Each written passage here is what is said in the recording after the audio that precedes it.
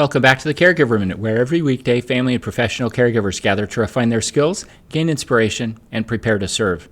If you've been watching the Caregiver Minute for a while, chances are you've heard me refer to Alzheimer's disease as type 3 diabetes, or diabetes of the brain. Because in about 80% of cases, there's a major drop in the brain's ability to metabolize glucose.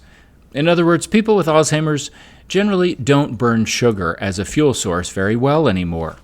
Well, if you understand how much diet affects brain health, then chances are you're a little bit more tuned into research that comes out related to food.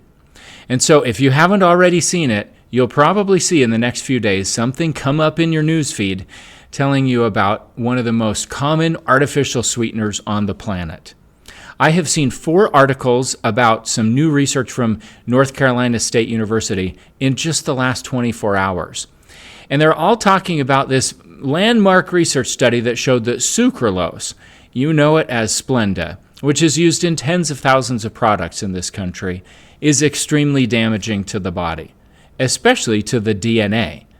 That's right, sucralose can completely damage and destroy the DNA. Now, we've known for a long time that artificial sweeteners are not good for the gut. There was an Israeli study several years ago of about 1,000 women, and it showed that those who drank sodas with artificial sweeteners were much more likely to become overweight and diabetic.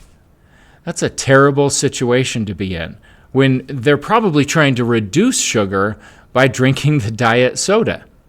One of the problems with these artificial sweeteners is that they're known to dramatically affect gut bacteria and the lining of the gut itself. They can cause a problem called leaky gut, where the junction between the delicate cells in the gut is disrupted, and instead of food particles traveling safely through and nutrition getting extracted and the gut working the way that it needs to, food particles actually leak out into the bloodstream, where they're perceived by our immune systems as foreign invaders. And when the body makes a bunch of antibodies against a perceived threat, you feel sick.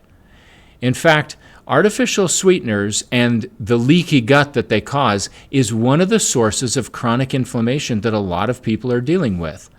And it is no fun to feel sick every day of your life and to struggle with problems like irritable bowel syndrome or cognitive health problems, mental health challenges.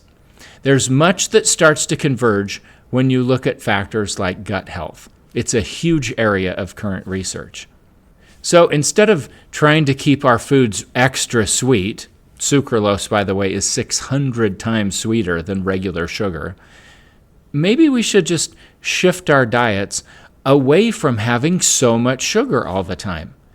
Maybe the sugar that we should get would come better from fruit instead of just trying to artificially sweeten everything up.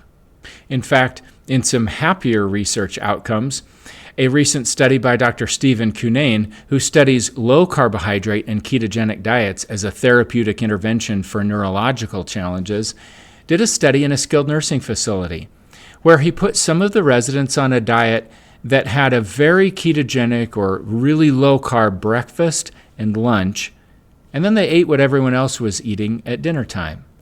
And just reducing carbohydrates to that degree and not adding a bunch of extra sweeteners and eating higher healthy fats and protein and very low carbs at those 2 meals produced major benefits cognitively, very measurable improvement in the cognitive functioning of those residents.